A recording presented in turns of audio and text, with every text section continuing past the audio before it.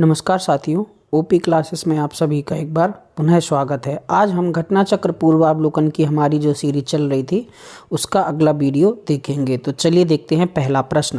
पहला प्रश्न है, भारतीय मुसलमानों के पृथक राज्य के लिए पाकिस्तान शब्द का प्रयोग सबसे पहले निम्नलिखित में से किसने किया था? तो सबसे पहले वर्ष 1933 में कैम्ब्रिज विश्वविद्यालय के छात्र चौधरी रहमत अली ने पाकिस्तान शब्द दिया था। उन्होंने पाकिस्तान शब्द नाउ और नेवर नाम से एक पंपलेट में दिया था। अगला प्रश्न है, मुसलमानों के लिए पृथक राष्ट्र का विचार दिया था। तो मुसलमानों के लिए पृथक राष्ट्र का विचार सबसे पहले सर मोहम्मद इकबाल ने वर्ष 1930 में दिया था। अगला प्रश्न है, पाकिस्तान के अलग राज्य आंदोलन का नेतृत्व किसने किया था? तो पाकिस्तान के अलग राज्य आंदोलन का नेतृत्व मोहम्मद अली जिन्ना ने किया था। वर्ष 1940 में मुस्लिम लीग का लाहौर अधिवेशन हुआ था और इसी में मोहम्मद अली जिन्ना ने पाकिस्तान की मांग को दोहराया था। अगला प्रश्न है, निम्नलिखित में से किसने मोहम्मद अली जिन्ना को हिंदू मुस्लिम एकता का दूत कहा था? तो मोहम्मद अली जिन्ना को हिंदू मुस्लिम एकता का दूत सरोजनी नायडू ने कहा था। अगला प्रश्न है, कथन नेहरू एक राष्ट्रभक्त हैं जबकि जिन्ना एक राजनीतिज्ञ हैं व्यक्त किया था। तो जो उपर्युक्त स्टेटमेंट है वह सर मोहम्मद इकबाल द्वारा दिया गया था। अगला प्रश्न है, मुस्लिमों के लिए एक पृथक देश की प्रथम बार एक निश्चित अभिव्यक्ति कहाँ हुई थी? तो वर्ष 1930 के मुस्लिम लीग के इलाहाबाद अधिवेशन में मोहम्मद इकबाल ने अपने अध्यक्षीय भाषण में मुस्लिमों के लिए एक पृथक देश की मांग की थी। आगे चल के वर्ष 1900 में एक नया शब्द पाकिस्तान दिया गया और वर्ष 1940 में मोहम्मद अली जिन्ना ने पाकिस्तान जैसे देश की कल्पना को साकार करने की बात कही थी।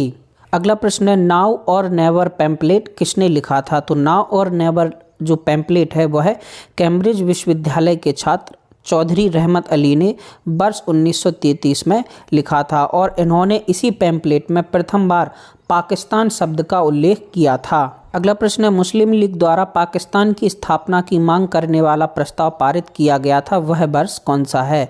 तो वर्ष 1940 के मुस्लिम लीग के लाहौर अधिवेशन में पाकिस्तान की स्थापना की मांग करने वाला प्रस्ताव पारित किया गया था। अगला प्रश्न है, मुस्लिम लीग द्वारा पाकिस्तान का प्रस्ताव पारित किया गया था। तो मुस्लिम लीग द्वारा 1940 में पाकिस्तान का प्रस्ताव पारित किया गया था। अगला प्रश्न है, वर्ष 1940 में मुस्लिम लीग के अधिवेशन में पाकिस्तान के सृजन का प्रस्ताव किसने रखा था? तो जो प्रस्ताव है वह फजलुल हक ने रखा था और उसका अनुमोदन खलीकुज्जमा ने किया था। तो ऑप्शन में खलीकुज्जमा है, यानी सही उत्तर हो जाएगा खलीकुज्जमा। 23 मार्च 1940 को मुस्लिम लीग के वार्षिक अधिवेशन में प्रसिद्ध लाहौर प्रस्ताव या पाकिस्तान प्रस्ताव पास किया गया था, जिसके तहत भारत का विभाजन कर एक पृथक मुस्लिम राष्ट्र पाकिस्तान की मांग की गई थी। इस प्रस्ताव को फजलुल हक ने प्रस्तुत किया और खलीकुज्जमा ने इसका अनुमोदन किया था।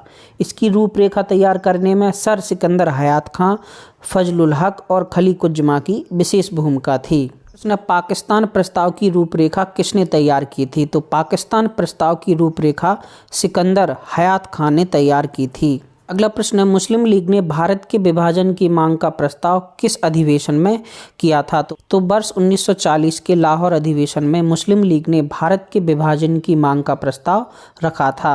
अगला प्रश्न है, वह कौन सी तिथि थी जब मुस्लिम लीग ने पाकिस्तान दिवस मनाया था? तो मुस्लिम लीग ने पाकिस्तान दिवस 23 मार्च 1943 को मनाया था, क्योंकि 23 मार्च 1940 को पाकिस्तान की मांग की गई थी और इसी की याद में 23 मार्च 1943 को पाकिस्तान दिवस मनाया गया था।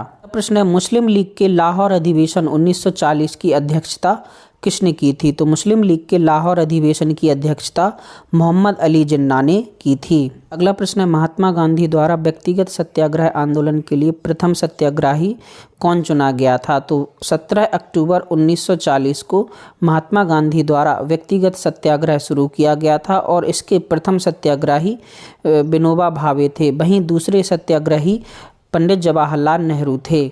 अगला प्रश्न है, वैयक्तिक सत्याग्रह यानी इंडिविजुअल सिविल डिसओबीडियंस किसने आरंभ किया था? तो वैयक्तिक सत्याग्रह के प्रथम सत्याग्रही विनोबा भावे थे, अतः वैयक्तिक सत्याग्रह को शुरू करने का श्रेय भी इन्हें दिया जाता है। हालांकि वैयक्तिक सत्याग्रह आरंभ करने का जो नेतृत्व है वह महात्मा गांधी ने किया था।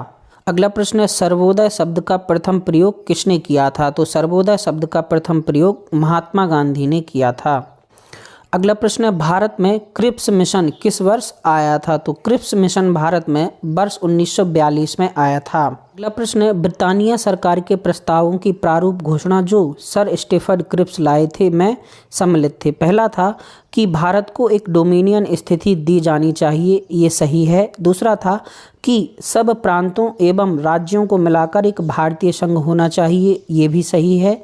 तीसरा है कि कोई भी प्रांत या भारतीय राज्य भारतीय संघ के बाहर रहने का निर्णय ले सकता है, ये भी सही है।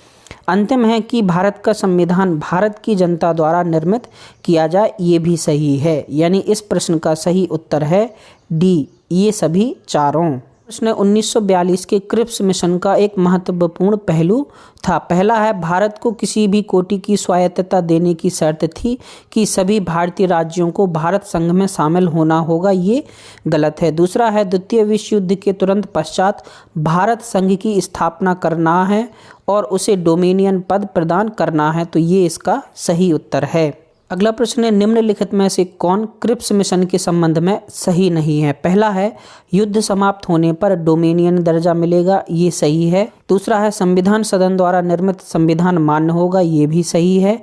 तीसरा है, नई कार्य परिषद की नियुक्ति जिसमें हिंदुओं एवं मुसलमानों का समान प्रतिनिधित्व है, ये गलत है।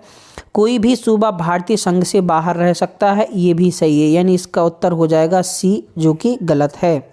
अगला प्रश्न है, सर स्टीफन क्रिप्स की योजना में यह परिकल्पना थी कि द्वितीय विश्व युद्ध के बाद, तो स्टीफन क्रिप्स के नेतृत्व में जो क्रिप्स मिशन भारत आया था उसमें यह परिकल्पना की गई थी कि द्वितीय विश्व युद्ध के बाद भारत को डोमिनियन स्टेट्स दे देना चाहिए। प्रश्न है, किसकी दृष्टि में क्रिप्स प्रस्ताव एक टूटते हुए बैंक के नाम एक उत्तर दिनांकित चेक था? यानी पोस्ट डेटेड चेक किसने कहा था? तो महात्मा गांधी ने क्रिप्स मिशन को एक पोस्ट डेटेड चेक कहा था। अगला प्रश्न है, निम्नलिखित कथनों पर विचार कीजिए। क्रिप्स प्रस्तावों में प्रावधान सम्मिलित थे। तो पहला है, भारत की पूर्ण स्वतंत्रता के लिए, तो ये गलत है क्योंकि पूर्ण स्वतंत्रता की बात क्रिप्स प्रस्ताव में नहीं की गई थी। दूसरा है, संविधान निर्मात्री निकाय की रचना के लिए, तो ये सही है। यानी इसका सही उत्तर हो जाएगा केवल 2।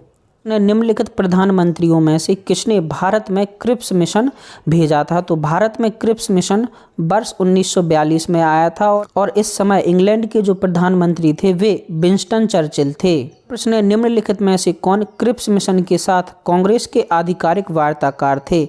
तो क्रिप्स मिशन जो कि वर्ष 1942 में आया था, उस समय क्रिप्स मिशन के साथ कांग्रेस के आधिकारिक वार्ताकार पंडित जवाहरलाल नेहरू एवं मौलाना आजाद थे। अगला प्रश्न है, निम्नलिखित में से किसने गांधी जी के आंदोलनों को राजनैतिक फिरौती कहा था?